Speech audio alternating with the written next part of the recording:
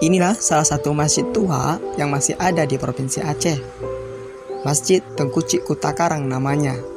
Masjid ini diberi nama sesuai dengan nama pendirinya, yaitu Tengku Cik Kutakarang.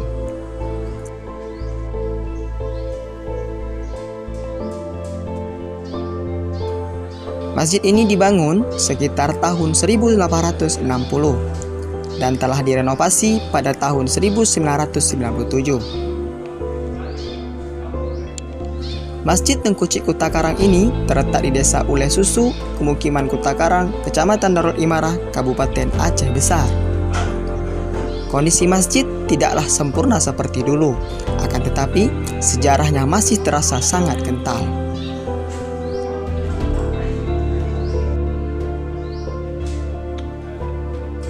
Tengku Cik Kutakarang merupakan seorang ulama yang lahir di Kabupaten Aceh Besar, tepatnya di Kutakarang. Namun, tidak ada data pasti yang menuliskan kapan beliau dilahirkan. Tengku Cik Kutakarang meninggal dunia pada bulan November tahun 1895.